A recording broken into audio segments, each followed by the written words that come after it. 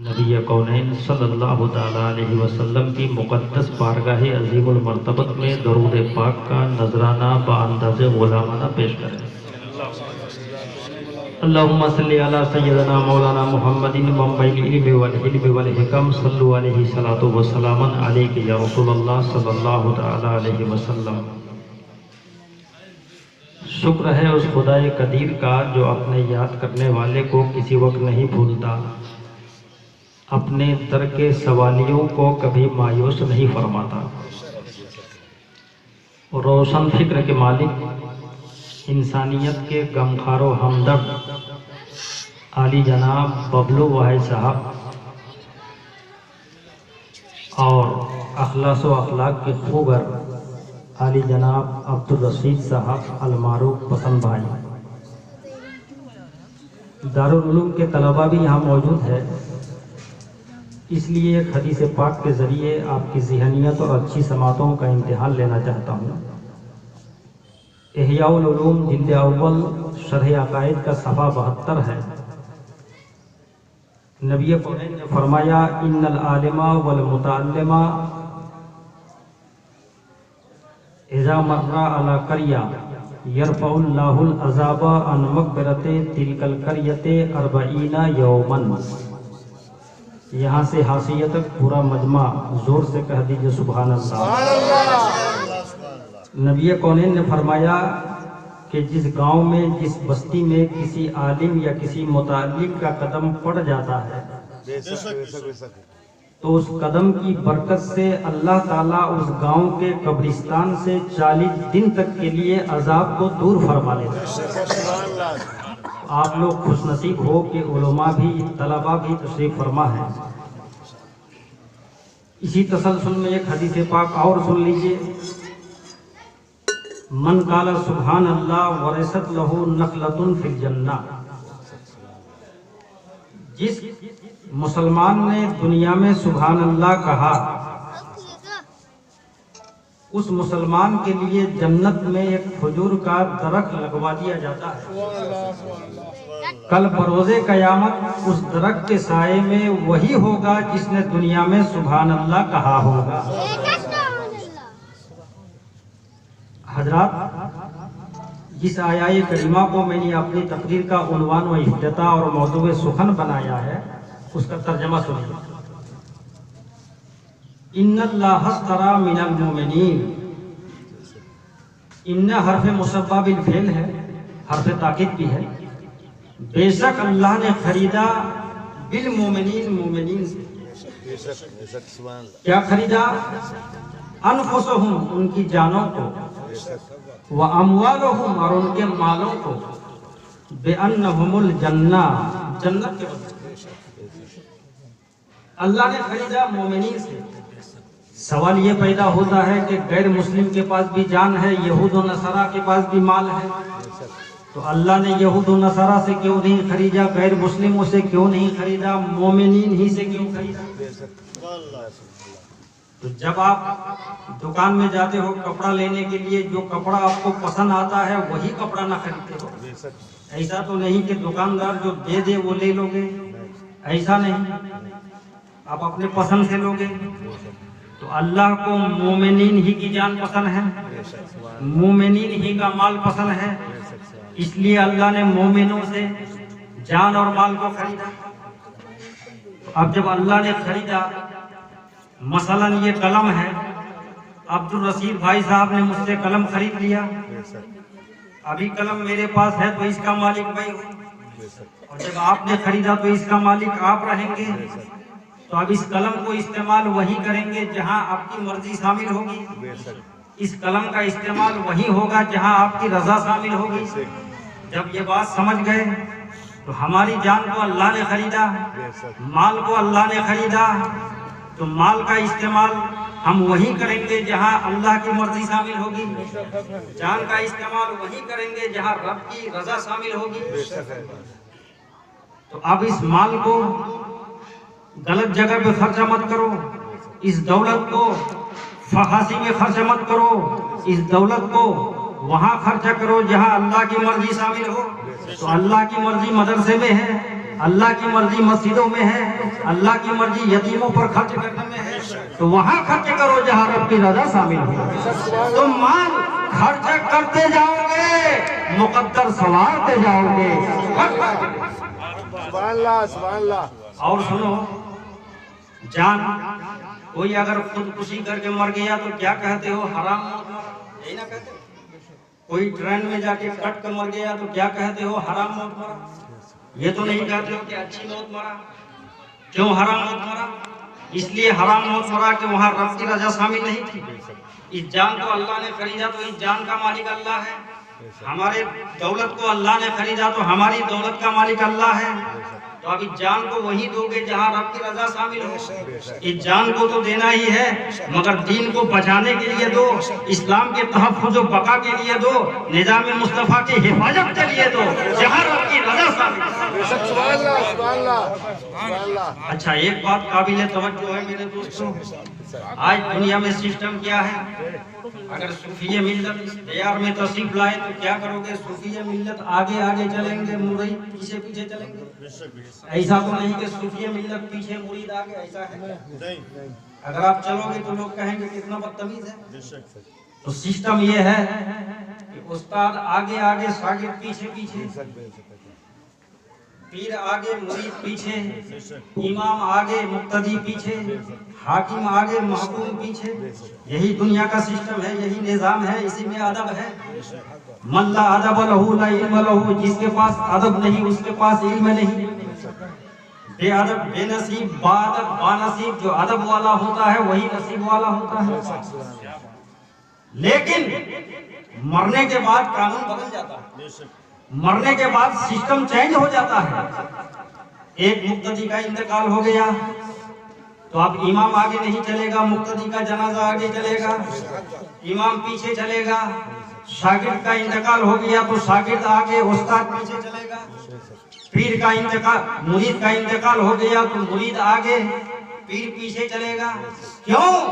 اس لیے کہ وہ رسول اللہ کی زیارت کے لیے آپ جا رہے ہیں. رسول اللہ کی زیارت کے لیے جا رہے ہیں. ثابت کر دوں، اب جب دفنا کے آتے ہو تو قبر میں کتنے سوال ہوتے ہیں معلوم ہے؟ 3 سوال. ونلی 3 کوسچن، صرف 3 سوال ہوتا ہے. پہلا سوال ہوتا ہے من ربوں کا، تمہارا رب کون ہے. دوسرا سوال ہوتا ہے ما دینوں کا، تمہارا دین کیا ہے. ابھی وہ ٹیسٹنگ گراؤنڈ میں ہے، ابھی امتحان میں پاس نہیں ہوا. تیسرا سوال لازمی اور ضروری ہوتا ہے. وہ تیسرا سوال ہوگا ہمارے نبی کے بارے میں، ہمارے نبی جلوہ فرما ہوں گے. تو تیسرا سوال ہوگا ما کنت تقول فی حق ھذا الرجل، اس مرد کے بارے میں تم دنیا میں کیا کہتے تھے. کانا سارا زلہ باتا، جو لوگ نومیر پڑھے ہیں وہ جانتے ہیں کہ یہ افعال ناقصہ میں سے ہے. اور فعل ناقص جب فعل مضارع پر داخل ہوتا ہے تو استمراری کا معنی پیدا کرتا ہے. اس لیے اس کا ترجمہ یہ نہیں ہوگا کہ اس مرد کے بارے میں تم کیا کہہ رہے ہو، ایسا نہیں. اس کا ترجمہ ہوگا کہ اس مرد کے بارے میں تم کیا کہتے تھے. تو جو دنیا میں جیسا کہتا تھا وہاں بھی ویسا کہے گا.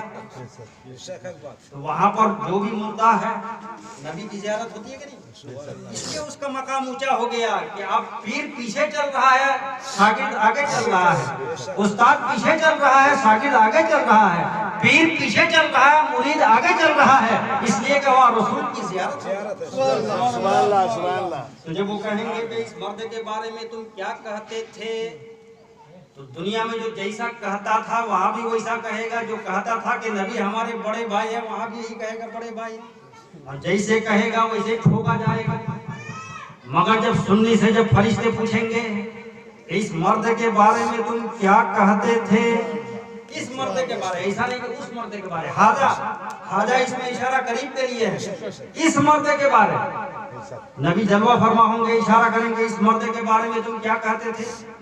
تو جب صوفیہ ملت کے مریدوں سے پوچھیں گے فرشتے، سنیوں سے پوچھیں گے تو سنی جواب دے گا فرشتوں ہم سے کیا پوچھ رہے ہو، ہمارے اعلیٰ حضرت نے ہمیں تو پہلے ہی سبق پڑھا دیا ہے کہ سب سے اولا وہ اعلیٰ ہمارا نبی، سب سے بڑا وہ اعلیٰ ہمارا نبی، سارے اونچوں میں اونچا. سمجھیے کسے ہے اس اونچے سے اونچا ہمارا نبی. نعرے تکبیر، نعرے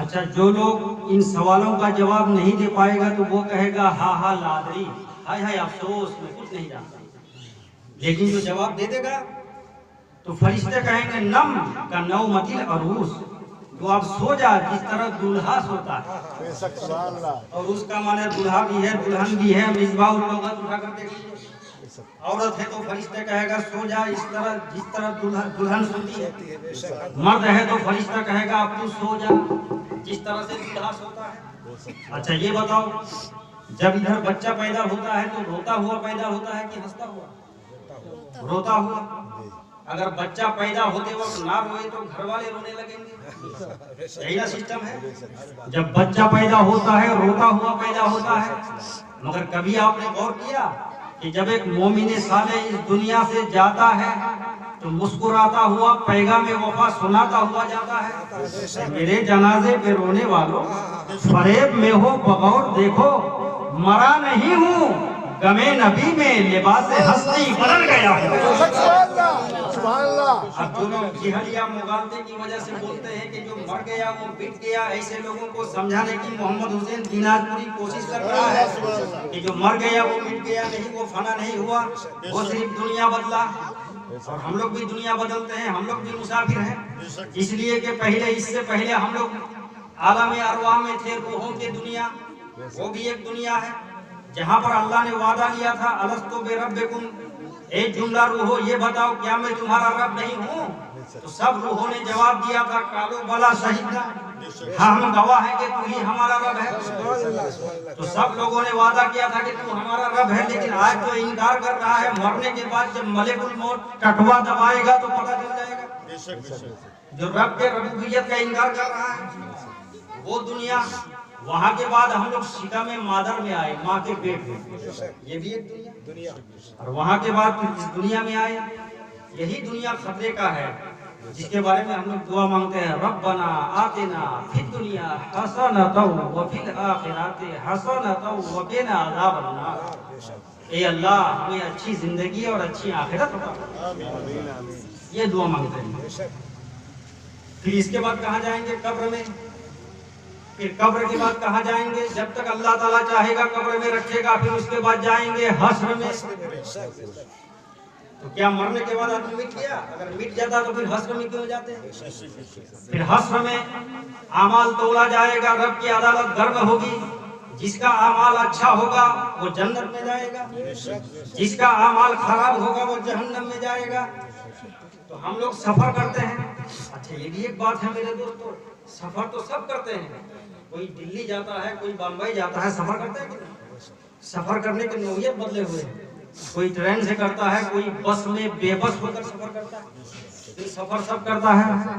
لیکن صوفیہ ملت جب حیات ظاہری میں تھے، میری آنکھوں نے دیکھا ہے کہ کوئی سفر کرتا ہے دنیا میں اقتدار کے لیے، کوئی کرتا ہے دولت کے لیے، کوئی کرتا ہے ثروت کے لیے، کوئی کرتا ہے اسمبلی کے لیے، مگر میری آنکھوں نے دیکھا ہے کہ صوفیہ ملت جب سفر کرتے تھے دولت کے لیے نہیں کرتے تھے، اقتدار کے لیے نہیں کرتے تھے، ثروت کے لیے نہیں کرتے تھے، دنیا دار کے لیے نہیں کرتے تھے، مدینے کے تاجدار کے لیے کرتے تھے، اسمبلی نہیں کرتے تھے، مدینے کی گلی کے لیے کرتے تھے۔ جانتے ہو ایسا نورانی چہرہ کہ دیکھنے والا جب دیکھتا تھا اور ہاتھ میں ہاتھ دے کر دولت ایمان سے مشرف ہوتا تھا تو برملا کہتا تھا، میرے ان کانوں نے سنا ہے کہ وہ غیر مسلم برملا یہ کہتا تھا کہ جب نوری نگر والوں کے چہرے کا یہ عالم ہے، جب نوری نگر والے کا چہرہ ایسا ہے تو مدینے والے کا چہرہ کیسا ہوگا؟ سبحان اللہ، سبحان اللہ، تکبیر، نعرہ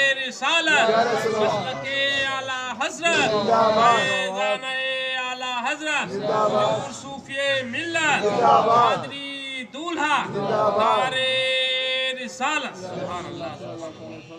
جو لوگ کہتے ہیں جو مر گیا وہ مٹ گیا، فنا ہو گیا، ختم ہو گیا، تو مجھے یہ بتاؤ جو قبرستان جاتے ہو تو کیا کہتے ہو؟ یہی نہ کہتے ہو السلام علیکم یا اہل القبور؟ کم یہ جمع کی ضمیر ہے، جب سب کو بولا جائے گا تو کم بولا جائے گا، ایک کو بولا جائے گا تو کا بولا جائے گا۔ کم یعنی تم سب پر اللہ کی سلامتی نازل ہو، یہی مطلب ہوا۔ یہ کس نے بتایا؟ نبی نے بتایا کہ جب قبرستان جاؤ، اچھا نبی جو فرما دے وہ صداقت پر مبنی ہے۔ سبحان اللہ۔ The word expressed from the tongue of Prophet Muhammad cannot be false۔ نبی کونین کی زبان حق ترجمان سے نکلی ہوئی بات غلط نہیں ہو سکتی۔ یہ زمین تو شک ہو سکتی ہے، آسمان کے ستارے ٹوٹ سکتے ہیں، دنیا غلط ہو سکتی ہے، زمین شک ہو سکتی ہے، مگر نبی کا فرمان۔ تو نبی نے فرمایا جب قبرستان جاؤ تو قبر والوں کو سلام کرو۔ اچھا سلام کس کو کرو گے؟ جو جواب دے۔ جواب کون دے گا؟ جو تمہارے سلام کو سنے گا، وہی نہ جواب دے گا۔ تو نبی نے فرمایا قبرستان جاؤ تو قبر والوں کو سلام کرو۔ تو آپ جاتے ہو سلام کرتے ہو، اس کا مطلب تمہارے سلام کو وہ سنتے ہیں، جواب دیتے ہیں۔ اب جو لوگ کہتے ہیں کہ ولی کو نبی کو کوئی طاقت نہیں، تو آپ دیکھو جب تم قبرستان جاتے ہو سلام کرتے ہو تو تمہارے سلام کو مردہ سنتا ہے، تب جواب دیتا ہے۔ تو جواب کون دے گا؟ زندہ کی مردہ؟ زندہ نا۔ تو پتا چلا قبر والے اپنی اپنی قبر میں زندہ ہیں، تبھی تو جواب دیتے ہیں۔ اچھا قبر والے کون ہیں؟ نبی ہیں، ولی ہیں؟ نہیں، امتی۔ کیسے لوگ بولتے ہیں کہ نبی مر کر مٹی میں مل گئے؟ جب امتی اپنی اپنی قبر میں زندہ ہے تو نبی کونین تو بدل جاؤ گا زندہ ہے۔ اور نبی کی زندگی کے بارے ہم دنیا کے کسی بگاؤ حضرات سے نہیں پوچھتے، ڈائریکٹ سرکار اعلیٰ حضرت سے پوچھتے ہیں۔ اعلیٰ حضرت فرماتے ہیں تو زندہ ہے واللہ، تو زندہ ہے واللہ، میرے قسم عالم سے چھپ جانا۔ سبحان اللہ، سبحان اللہ۔ اچھا جب آپ سلام کرتے ہو تو قبر والے جواب دیتے ہیں، تو تمہارے سلام کو سنتے ہیں تب جواب دیتے ہیں، مگر ایمانداری سے بولو جب قبر والے جواب دیتے ہیں تو کیا تم سنتے ہو؟ نہیں سنتے۔ تو طاقت زیادہ کس کی ہوئی؟ قبر والے کی ہوئی کہ تمہاری ہوئی؟ کیونکہ تم سلام کرتے ہو تو تمہارے سلام کو سنتے ہیں، قبر کے مردے سنتے ہیں، مگر وہ جواب دیتے ہیں تو تم سن نہیں پاتے۔ کیا بات ہے! اعلیٰ حضرت صرف عالم ہی نہیں تھے، اتنے بڑے عالم کہ 400 سال پیچھے تک ہمیں ایسے عالم وہ مصنف بھی تھے، مدبر بھی تھے، مفتی بھی تھے، حاضی بھی تھے، پروفیسر بھی تھے، محقق بھی تھے۔ اعلیٰ حضرت فرماتے ہیں ہائے غافل وہ کیا جگہ ہے جہاں 5 جاتے ہیں 4 پھرتے ہیں۔ کندھے پہ لے جاتے ہو تو 4 کندھا دیتے ہو، ایک جنازہ 5 ہوئے، اور دفنا کے آتے ہو تو 4 ہی آتے ہو۔ اسی کی منظر کشی کو منظر کشی کرتے ہوئے اعلیٰ حضرت نے فرمایا کہ ہائے غافل وہ کیا جگہ ہے جہاں 5 جاتے ہیں 4 پھرتے ہیں۔ ٹائم کتنا ہوا؟ اتنے بڑے 12:05 اتنے بڑے محقق اعلیٰ حضرت تحقیق کرتے ہیں کہ بھارت میں جب سورج نکلتا ہے تو ٹمپریچر 66 ڈگری ہوتا ہے۔ یہ اعلیٰ حضرت کی تحقیق۔ 66 یہ اللہ کے نام کا عدد ہے، اور جب بھارت میں سورج ڈوبتا ہے تو ٹمپریچر 92 ڈگری ہوتا ہے۔ تو اعلیٰ حضرت نے یہ ثابت کر دیا کہ انڈیا میں سورج نکلتا ہے اللہ کا نام لے کر اور ڈوبتا ہے رسول اللہ کا نام لے کر۔ اور غوث پاک کے بارے میں اعلیٰ حضرت نے جو تحقیق کیا وہ سنیے۔ اعلیٰ حضرت فرماتے ہیں نبوی میں علوی فصل بطولی گلشن۔ نبوی میں کا معنی ہے برسات۔ اعلیٰ حضرت کے شعر کو اچھے عالم نہیں سمجھ پاتے ہیں تو ہمارا کیسے سمجھیں گے؟ اس لیے کہ اعلیٰ حضرت کا شعر قرآن و حدیث کا ترجمان ہوتا ہے، لفظی نہیں ہوتا، قرآن و حدیث کا ترجمان۔ اب اعلیٰ حضرت لکھتے ہیں نبوی میں علوی فصل بطولی گلشن۔ بھلے سر سے نکل جانے دیجیے مگر سبحان اللہ۔ نبوی میں علوی فصل بطولی گلشن، حسنی پھول حسینی ہے مہکنا سے۔ اعلیٰ حضرت تحقیق کرتے ہیں کہ گلشن ہے سیدہ کائنات فاطمہ الزہرا، پودا ہے مشکل کشا مولا علی کا، پانی برسا ہے فیضان مصطفیٰ کا۔ اس گلشن سے جو پھول کھلا وہ حسنی ہے، اس پھول سے جو مہک نکل رہی ہے وہ حسینی ہے، اور اس گلشن میں پیدا ہونے والے کا نام غوث اعظم عبد القادر جیلانی۔ آج ہم لوگ موبائل میں بیٹھ کے لائیو دیکھ رہے ہیں، میچ کہیں ہو رہا ہے موبائل میں بیٹھ کے دیکھ رہے ہو، مظلوموں کی کمر کہیں توڑی جا رہی ہے، موبائل میں دیکھ رہے ہو۔ جو قوم امن و محبت کے دائی ہو اس قوم کو کہیں تشدد کا شکار بنایا جائے، موبائل میں دیکھ رہے ہو۔ تو آج تو انٹرنیٹ کا زمانہ ہے، آج تو سیٹلائٹ کا دور ہے، اس لیے آپ دیکھ رہے ہو۔ مگر غوث پاک نے اس وقت لائیو دکھایا جب سیٹلائٹ کا دور نہیں تھا، جب انٹرنیٹ کا زمانہ نہیں تھا۔ 800 سال پہلے غوث پاک نے لائیو دکھایا ہے۔ سیریا کا ایک آدمی غوث پاک کی خدمت میں رہتا تھا، غوث پاک کے نام کو اپنی زبان پر ورد زبان بنا کے رکھا تھا۔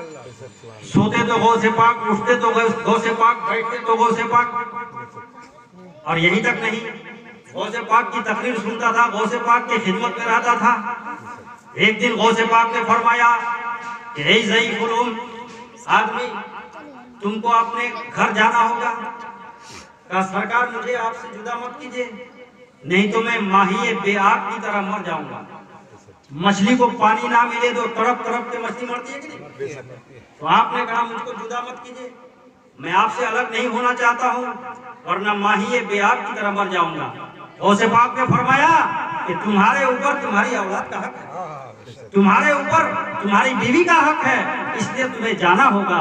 کہا سرکار میں آپ کی تقریر سنتا ہوں، واعظ و نصیحت سنتا ہوں، آپ کے ابتدا میں نماز ادا کرتا ہوں۔ تو غوث پاک نے فرمایا ٹھیک ہے تم گھر چلے جاؤ، سیریا چلے جاؤ، اور جانے کے بعد جب دیکھنے کی آرزو ہو، دیکھنے کی تڑپ مچلے تمہارے اندر، تو گھر کے اندر ایک دائرہ کھینچ لینا، اور کھینچنے کے بعد میں تقریر کروں گا بغداد کی جامع مسجد میں، مگر تم سیریا میں بیٹھ کے اپنے گھر میں میری تقریر کو سنو گے، اور سنو گے ہی نہیں بلکہ لائیو کو دیکھو گے۔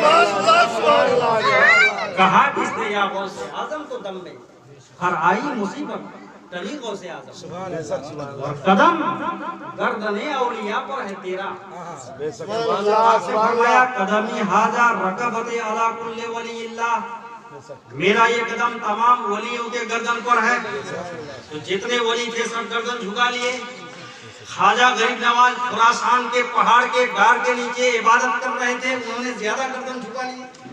اور جب خواجہ غریب نواز نے زیادہ گردن جھکائی تو غوث پاک کی طرف سے انعام ملا، اے معین الدین تمہارے لیے انعام و اکرام یہ ہے کہ بھارت میں کوئی بھی کرسی پر بیٹھے گا مگر بھارت کا شہنشاہ تم نہیں رہو گے۔ قدم گردن اولیاء پر ہے تیرا، تو ہے رب کا ایسا ولی غوث اعظم۔ اور جو ڈوبی تھی کشتی وہ دم میں نکالی، جو ڈوبی تھی کشتی وہ دم میں نکالی، تجھے اسی قدرت ملی غوث اعظم۔ اور جب حضور مفتی اعظم ہند نے سنا تو آپ نے فرمایا کہ یا غوث پاک آپ کا قدم صرف سر ہی پہ نہیں، گردن ہی پہ نہیں، یہ دل یہ جگر ہے، یہ آنکھیں یہ سر ہے، یہ دل یہ جگر ہے، یہ آنکھیں یہ سر ہے، جہاں چاہو رکھو قدم غوث اعظم۔ اللہ کی دی ہوئی طاقت سے حضور مفتی اعظم ہند نے بھی لائیو دکھایا۔ بتا دوں چونکہ بات ذہن میں آ گئی، سب لوگ جو لوگ حضور مفتی اعظم ہند سے مرید ہوتے تھے، حضور مفتی اعظم ہند اعلیٰ حضرت کا بیٹا ہے، جنہوں نے گمراہوں کو راستہ دکھایا تھا، جاہلوں کو عالم بنایا تھا، عالموں کو بعمل بنایا تھا، اور گناہوں کے سیلاب میں بہنے والوں کو نکال کر شریعت کے محفوظ کنارے پر پہنچا دیا تھا۔ اس ذات کا نام ہے مفتی اعظم ہند۔ تو حضور مفتی اعظم ہند کے پاس لوگ مرید ہونے گئے، ایک آدمی مرید ہو رہا تھا، ہجوم لگا ہوا تھا، غیر بھی ہے، اپنے بھی ہے، بیگانے بھی ہے، سب تو جاتے تھے۔ ایک آدمی مرید ہو رہا تھا، حضور مفتی اعظم ہند کے ہاتھ میں ہاتھ دے کر، تو حضور مفتی اعظم ہند نے کہا کہو پہلے تم گناہوں سے توبہ کرو۔ توبہ کیا، پھر حضور مفتی اعظم ہند نے فرمایا کہ آئندہ گناہ نہ کرنے، جھوٹ نہ بولنے کا وعدہ کرو۔ وعدہ کیا۔ اس کے بعد حضور مفتی اعظم ہند نے فرمایا کہ آپ کہو کہ میں نے اپنا ہاتھ غوث اعظم کے ہاتھ میں دیا۔ سب لوگ کہتے ہیں نا، حضور صوفیہ ملت بھی یہی کہتے تھے، لیکن اس نے کیا کہا؟ اس نے کہا میں نے اپنا ہاتھ مفتی اعظم ہند کے ہاتھ میں دیا۔ حضور مفتی اعظم ہند نے فرمایا کہ جو میں کہہ رہا ہوں تم کیوں نہیں کہہ رہا؟ کہ حضور ابھی تو آپ نے کہا کہ آئندہ جھوٹ نہ بولنا، آپ نے وعدہ کروایا، تو میں جو دیکھ رہا ہوں وہی تو بول رہا ہوں۔ میں نے دیکھا کہ آپ کے ہاتھ میں ہاتھ دیا ہوں تو میں کہہ رہا ہوں کہ میں نے اپنا ہاتھ مفتی اعظم ہند کے ہاتھ میں ہاتھ دیا۔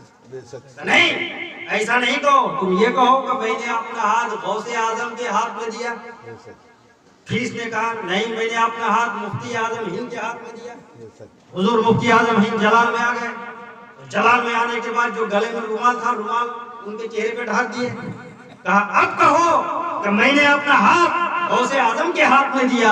حضور نے ایک بار کہا، مگر اس آدمی نے 3 بار یہی جملہ کہا کہ میں نے اپنا ہاتھ غوث پاک کے ہاتھ میں دیا، میں نے اپنا ہاتھ غوث پاک کے ہاتھ میں دیا، میں نے اپنا ہاتھ غوث پاک کے ہاتھ میں دیا. اور جب مرید ہو کے چلا گیا، وہاں کسی کو پوچھنے کی ہمت و جرأت نہ تھی. باہر لوگوں نے پوچھا کہ یہ بتاؤ، تم نے تو پہلے کہا میں نے اپنا ہاتھ مفتی اعظم ہند کے ہاتھ میں دیا، اب تم کہہ رہے ہو کہ غوث پاک کے ہاتھ میں ہاتھ دیا. تو کہا سنو، جب تک میرا چہرہ کھلا تھا، جو میں دیکھ رہا تھا وہی بول رہا تھا. اور جب حضور مفتی اعظم ہند نے میرا چہرہ ڈھانپ دیا، تو اب میں جو دیکھ رہا تھا وہی بول رہا تھا. میں نے دیکھا میرا ہاتھ مفتی اعظم کے ہاتھ میں نہیں ہے، میرا ہاتھ شہنشاہ بغداد غوث پاک کے ہاتھ میں ہے. اس لیے میں کہہ رہا تھا کہ میرا ہاتھ. سبحان اللہ سبحان اللہ. تو حضرات، یہ ہے اللہ کے ولی کی تعریف. اچھا ایسا تو ٹائم چونکہ زیادہ ہو گیا، ان لوگوں کو بھی بولنا ہے.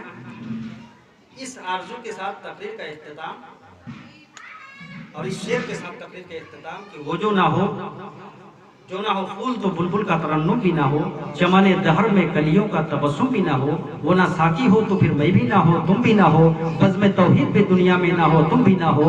خیمہ افلاک کا استادہ اسی نام سے ہے، نبض ہستی تپس آمادہ اسی نام سے ہے. قوت عشق سے ہر پست کو بالا کر دے، دہر میں اس میں محمد سے اجالا کر دے. وما علینا الا البلاغ. السلام علیکم.